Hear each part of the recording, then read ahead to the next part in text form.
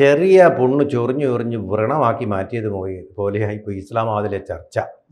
വലിയ പ്രശ്നമില്ലാതെ ഒരുമാതിരിപ്പെട്ട സൗഹൃദ രാജ്യങ്ങളെങ്കിലും അവരുടെ എണ്ണ നീക്കം നടത്തിയിരുന്നു. ഇപ്പൊ അത് കൂടെ അമേരിക്ക വന്നിട്ട് ചുണയുണ്ടെങ്കിൽ കൊണ്ടുപോടാ കപ്പലെന്നും പറഞ്ഞ് ഗുണ്ടായുസത്തിലേക്ക് മാറി. ഇസ്ലാമാബാദ് ചർച്ചയുടെ ഒരു ഔട്ട്കം അതാ. എന്ത് തോന്നുന്നു രാജഗോപാലിന്? അല്ല, ഇത് ഇസ്ലാമാബാദ് ചർച്ച ഒരു പ്രീ പ്ലാൻഡ് ആയ അല്ലെങ്കിൽ കുറച്ചൊരു ഗൗരവതര സ്വഭാവമുള്ള ഒരു ചർച്ചയായിരുന്നില്ല. ഈ യുദ്ധത്തിൽ ഇടപെടാനും മധ്യസ്ഥം വഹിക്കാനോ ലോകത്തെ ഒരു രാജ്യങ്ങളും തയ്യാറാകാത്ത സാഹചര്യം വന്നപ്പോഴാണ്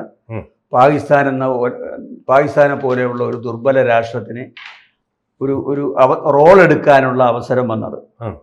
പാകിസ്ഥാന്റെ ശ്രമങ്ങൾക്ക് ലോകത്ത് ഒരിടത്തുനിന്നും പിന്തുണ കിട്ടാനില്ല. അമേരിക്കയുടെ ചൊൽപ്പടിക്ക് നിൽക്കുന്ന ഒരു രാജ്യമായതുകൊണ്ട് മാത്രമാണ് അവർ പാകിസ്ഥാനെ തിരഞ്ഞെടുത്തത്.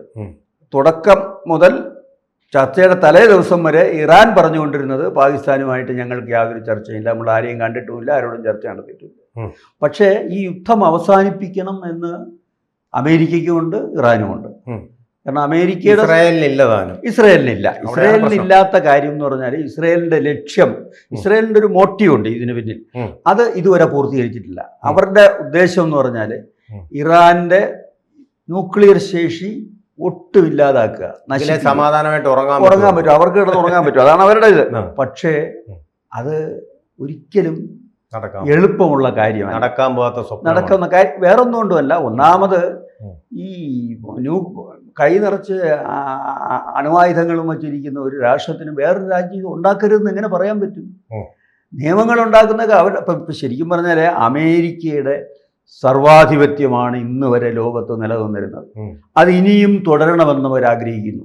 അപ്പം ആ സർവാധിപത്യത്തിന് ഹാനികരമായി ഏതെങ്കിലും ഒരു രാജ്യം ഉയർന്നു വന്നാൽ അവരെ അടിച്ചമർത്തും, അതിന് സംശയമൊന്നുമില്ല, അവരെ നശിപ്പിക്കും. അല്ലെങ്കിൽ ഈ ഇറാനിൽ അമേരിക്ക നടത്തിയ ഈ ആക്രമണത്തിന്, അന്താരാഷ്ട്ര നിയമങ്ങളുടെ ലംഘനമായ ഈ ആക്രമണത്തിന് ഒരു ന്യായീകരണമെങ്കിലും ഉണ്ടോ? ഒരു ന്യായീകരണമില്ല, അതിനൊരു സംശയം. അതുകൊണ്ട് തന്നെയാണ് ഇപ്പോഴത്തെ പോപ്പ്, അമേരിക്കക്കാരൻ തന്നെയാണ് ഇപ്പോഴത്തെ പോപ്പ്.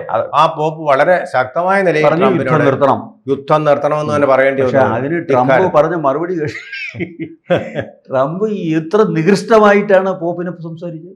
അതെ, എന്നിട്ട് ട്രംപിനെ എതിർക്കാൻ ആരും ഇവിടെ പാവം PC ജോർജ് കാഞ്ഞിരപ്പള്ളി ബിഷപ്പിനെതിരെ പറഞ്ഞ് എന്തൊരു പോകിലായിരുന്നു ഇവിടെ. ട്രംപിന് പറഞ്ഞു, പോപ്പ് മറുപടി പറഞ്ഞു, ഭീഷണിപ്പെടുത്തിയതുകൊണ്ടോ ലോകമടക്കി ഭരിക്കാമെന്ന് ആരും കരുതണ്ട, ഭീഷണിപ്പെടുത്തിയത് കൊണ്ട് പറയാനുള്ളത് പറയാതിരിക്കില്ല, പറയുക തന്നെ ചെയ്യുമെന്ന് പോപ്പ് പറഞ്ഞിട്ടുണ്ട്. പോപ്പ് പറഞ്ഞത് ആഗോള ക്രിസ്ത്യൻ, പ്രത്യേകിച്ച് റോമൻ കത്തോലിക്ക സമൂഹത്തിൽ വലിയൊരു ഇമ്പാക്ട് ഉണ്ടായി.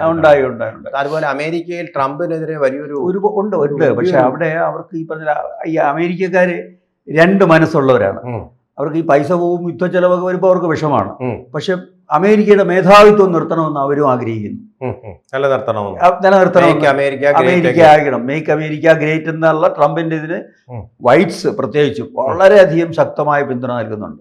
പക്ഷെ ഈ പൈസ ലാവുമ്പോൾ അവർക്കും തലവേദനയുണ്ട്, ബുദ്ധിമുട്ട് വരുമ്പോൾ അവർ പ്രതീക്ഷിക്കുന്ന റിസൾട്ട് കിട്ടില്ലെങ്കിൽ ഉത്തരത്തിലിരിക്കുന്ന അതാണ് ശരാശരി അമേരിക്കക്കാരൻ. ഇപ്പൊ ഈ ഉത്തരത്തിരിക്കുന്ന മുഴുവൻ ഇപ്പൊ പോയി കഴിഞ്ഞു. ഇപ്പൊ ഉത്തരവില്ലാത്ത ഒരു ചോദ്യമായിട്ട് ഇറാൻ യുദ്ധം തുടരുകയും ചെയ്യുന്നു, അല്ലേ? അതല്ലേ മാത്രമല്ല, ഇപ്പൊ തന്നെ ഈ ഹോർമുസ് അവർ ബ്ലോക്ക് ചെയ്യും, അമേരിക്ക ബ്ലോക്ക് ചെയ്യും. ഈ ഹോർമുസ് കടൽ ഇറാൻ ബ്ലോക്ക് ചെയ്തതിനെതിരെയാണ് അവർ യുദ്ധം തുടങ്ങിയത്, അല്ലെങ്കിൽ അതിനെതിരെയാണ് ഇപ്പൊ ചർച്ച. അവർ തന്നെ. അപ്പൊ എന്താണ് ഇതിനകത്തൊക്കെ ഉള്ള ഒരു ന്യായം എന്നുള്ളതാണ് ശരിക്കും പറഞ്ഞാൽ ബ്ലോക്ക് ഹെഡ് ആണ് ട്രംപ് എന്നുള്ളതിന്റെ ഏറ്റവും വലിയ ഉദാഹരണമാണ്. ഉപരോധത്തെ ഉപരോധം കൊണ്ട് നേരിടുക എന്ന് പറയും. അത് അങ്ങനെയൊന്നും അല്ല ഇത് സംഭവിക്കാൻ പോണത്. ഇന്ത്യയും ചൈനയും ഉൾപ്പെടെയുള്ള എല്ലാ രാജ്യങ്ങളുടെയും ഇന്ധന നീക്കം തടസ്സപ്പെടും അങ്ങനെ വന്നാൽ. അത് വളരെ മോശം. അപ്പോൾ ഇന്നലെ പുടിൻ മുന്നറിയിപ്പ് നൽകിയിട്ടുണ്ട്. ഇത്തരത്തിൽ ലോകമടക്കി പിടിക്കാമെന്നുള്ള വ്യാമോഹം ഒരു രാജ്യത്തിനും വേണ്ട, അത് ഉപേക്ഷിക്കുന്നതാണ് നല്ലത്, ചർച്ചകളിലേക്ക് മടങ്ങണം. പെസസ്കിയാനുമായിട്ട് അദ്ദേഹം ചർച്ച നടത്തി. അതെ, കാരണം ഒരു പുതിയ വാർ ഫ്രണ്ട് തുടങ്ങുകയാണ്. അതുപോലെ ചൈന പറഞ്ഞിട്ടുണ്ട്, ഇതുവരെ ഞങ്ങൾ ആയുധമൊന്നും കൊടുത്തിട്ടില്ല, പക്ഷെ ഞങ്ങൾ ആയുധം കൊടുത്തു എന്നുള്ള രീതിയിൽ പ്രചരിപ്പിക്കുകയും ഞങ്ങൾക്കെതിരെ ഉപരോധം ഏർപ്പെടുത്തുമെന്ന് 500% ട്രംപ് ഭീഷണിപ്പെടുത്തുകയും ചെയ്യുന്ന സാഹചര്യത്തിൽ ഇനി ഞങ്ങൾ ഇറാന്റെ കൂടെ തന്നെ ആയിരിക്കും എന്ന് വരെ അവർ പറഞ്ഞിട്ടുണ്ട്. അപ്പൊ ചുരുക്കം പറഞ്ഞാല് ഈ സകല ലോകത്തുള്ള മാക്രോൺ പിന്മാറി, അയാള് ഇതിനകത്ത് സഹകരിക്കില്ല എന്ന് പറഞ്ഞു. UK പിന്മാറി, സ്പെയിൻ ആൾറെഡി ഇതിനകത്തില്ല. ഇങ്ങനെ മിക്കവാറുമുള്ള ലോകരാഷ്ട്രങ്ങളൊക്കെ ട്രംപിനും അമേരിക്കയ്ക്കും എതിരാണ്. ബ്രിട്ടനും ഫ്രാൻസും. ബ്രിട്ടൻ പറഞ്ഞു ഉപരോധം പാടില്ല, അവിടെ ഉപരോധം പാടില്ല, നിങ്ങള് ഇങ്ങനെ യുദ്ധത്തെ കൂടുതൽ ആരും ഉപരോധിക്കരുതെന്നാണ് അവർ പറയുന്നത്. എനർജി മൂവ്മെന്റ്സിന് തടസ്സം വരുത്തരുത് അമേരിക്ക. അല്ല, അത് ശരി, അത് ഡയറക്റ്റ് ആയിട്ട് പറഞ്ഞില്ലെങ്കിലും അത് അമേരിക്കയ്ക്കുള്ള ഒരു താക്കീത് തന്നെ. ആദ്യമായിട്ടാണ് നാറ്റോ രാജ്യം അങ്ങനെ. പക്ഷേ ഇവരാരും ഇതിനകത്ത് ഇന്റർഫെയർ ചെയ്യാൻ തയ്യാറാവുന്നില്ല. കാരണം ഒരു മധ്യസ്ഥ ശ്രമം, അത് ഈ അഞ്ചരക്കണ്ടി മെഡിക്കൽ കോളേജിലെ വിദ്യാർത്ഥികളെ പോലെ അതുപോലെയാണ്. അത് പേടിയാണ്. അത് മാത്രമല്ല, ട്രംപ് ആയതുകൊണ്ടാണ്. ഇപ്പൊ ഇന്ത്യക്ക് ഇടപെടാൻ പറ്റും, സംശയമൊന്നുമില്ല. പക്ഷേ ട്രംപ് ആണ് മറുപക്ഷത്തെന്നുള്ളത് കൊണ്ടാണ് മോദി അല്ലെങ്കിൽ ഇന്ത്യ ഇടപെടാത്തത്. കാരണം പാക്കിന് വിലയില്ലാത്ത ഒരാളാണ് ഇയാൾ. ഇന്നൊന്ന് പറയും, നാളെ വേറൊന്ന് പറയും.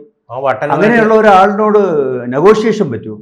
വാസ്തവത്തിൽ ഇന്ത്യ കാത്തിരിക്കുന്ന ട്രംപിന്റെ പിന്നെ അവിടെ നിന്നുള്ള പടിയിറക്കം അത് വലിയ താമസമില്ലാതെ ഉണ്ടാവും. ഈ നവംബറിൽ തന്നെ ഉണ്ടാവുമെന്ന് ഞാൻ പറഞ്ഞ, ഒന്നാമത് അയാൾ ആരോഗ്യപരമായിട്ട് വളരെ മോശമായ അവസ്ഥയിലാണ്. എപ്പോ വേണമെങ്കിലും എന്ത് വേണമെങ്കിലും സംഭവിക്കാം. അല്ലെങ്കിൽ ഇറാൻ സംഭവിപ്പിക്കും. അതെ, അവരുടെ ജിഹാദ് ഉണ്ടല്ലോ. അതിനിടയിൽ ഈ പറഞ്ഞ പോലെ അയാൾക്ക് വാക്കിന് വിലയില്ലാത്ത പ്രവൃത്തി എല്ലാവരും വെറുതിരിക്കുക. അല്ല, ഇറാനൊരു ഫത്വ പുറപ്പെടുവിച്ചാൽ തീരുന്നതേ ഉള്ളൂ ട്രംപ്, അതിനപ്പുറം ഒന്നുമില്ല. അല്ല, അതൊക്കെ ഞാൻ പറഞ്ഞില്ലേ, അങ്ങനെയൊക്കെ ഈ അത്ര എളുപ്പമല്ല അമേരിക്കയിൽ. ഇപ്പൊ ഈ ഒരു ട്വിൻ ടവേഴ്സ് തകർത്തതുപോലെ അങ്ങനെയുള്ള കാര്യങ്ങളൊക്കെ നടക്കും ചിലപ്പോൾ ആവശ്യം. പക്ഷേ അതൊന്നും ഒന്നിനും ഒരു പരിഹാരമാവില്ലല്ലോ. വീണ്ടും ഒരു ഹോസ്റ്റിലിറ്റീസ് കൂടുകയുള്ളൂ, കുറയില്ല. അതുകൊണ്ടാണ് ഇറാൻ ഇപ്പൊ ഈ പറഞ്ഞ പോലെ അവർക്ക് വലിയ ഫോഴ്സ് ഉണ്ട്, വലിയ ഇന്റലിജൻസ് എല്ലാം അവർക്കുണ്ട്. പിന്നെ റഷ്യയെ പോലെയുള്ള വൻ ശക്തികളുടെ സപ്പോർട്ടുണ്ട്. എന്നിട്ടും അവർ അത്തരം നീക്കങ്ങളൊന്നും നടത്താത്തത് ഇത് എസ്കലാറ്റ് ചെയ്യാതിരിക്കാൻ വേണ്ടിയിട്ടാണ്, ഈ സ്ഥിതി കൂടുതൽ വഷളാക്കാതിരിക്കാൻ വേണ്ടിയിട്ടാണ് ഇറാനെ നടത്തുന്നത്. പക്ഷേ എല്ലാ ക്ഷമയ്ക്കും ഒരു പരിധിയുണ്ട്. തന്നെയല്ല, അമേരിക്കയുടെ ഒരു ചാര ഡ്രോൺ എന്ന് പറയുന്നത് അത് കോടിക്കണക്കിന് ഡോളർ വിലയുള്ള ഏറ്റവും പുതിയ സംഭവം. 24 മണിക്കൂർ ഇങ്ങനെ ഹോവർ ചെയ്ത് നിൽക്കാൻ പറ്റും, യാതൊരു വിധത്തിലുള്ള ഫ്യൂവൽ സപ്ലൈ ഇല്ല. അത് ഇറാൻ വെടിവെച്ചിട്ടു പറ്റും. നാണക്കേട് കൊണ്ട് പുറത്തു പറയാ. അവര് യുദ്ധതന്ത്രത്തിലോ യുദ്ധകാര്യങ്ങളിലോ അവര് മോശമെന്നല്ല. ഒരുപക്ഷെ അമേരിക്കയൊപ്പം കിടപിടിക്കാനുള്ള ആയുധശേഷി അവർക്കില്ല. പക്ഷെ അവർ ഇന്റലിജന്റ് ആണ്, ഡയർ ഡെവിൾസ് ആണ്. അവർ ഈ പറഞ്ഞ പോലെ ചെകുത്താന്മാരെ പോലെ ധീരന്മാരാണ്, മരിക്കാൻ ഭയമില്ലാത്തവരാണ്.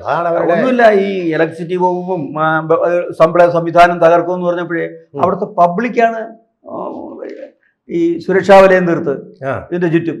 അങ്ങനെയാണ് അമേരിക്ക ആ ബോംബിംഗ് ശ്രമത്തിൽ നിന്ന് പിന്മാറിയത്. അപ്പൊ അങ്ങനെ ഇറാൻ ജനതയുടെ ഫുൾ ഹാർട്ടഡായ സപ്പോർട്ട് ഉണ്ട്. തീർച്ചയായിട്ടും ഇറാൻ ജനതയ്ക്ക് ഖൊമേനി ഭരണത്തോടോ മതപരമായി ഇപ്പൊ നടക്കുന്ന ഭരണത്തിനോടൊക്കെ എതിർപ്പ് കാണാം. പക്ഷെ അത് ഇന്റേണലാണ്. ഒരു രാജ്യത്തിന്റെ പ്രശ്നം വരുമ്പോൾ അവരൊന്നാണെന്ന് തീർത്തു കൊടുത്തു ട്രംപും ഇസ്രായേലും. അത്രയേ ഉള്ളൂ. കൂടുതൽ വാർത്തകളും വിശേഷങ്ങളും നിങ്ങളിലേക്ക് എത്താൻ ABC മലയാളം സബ്സ്ക്രൈബ് ചെയ്യുക, ബെൽ ബട്ടണും അമർത്തുക.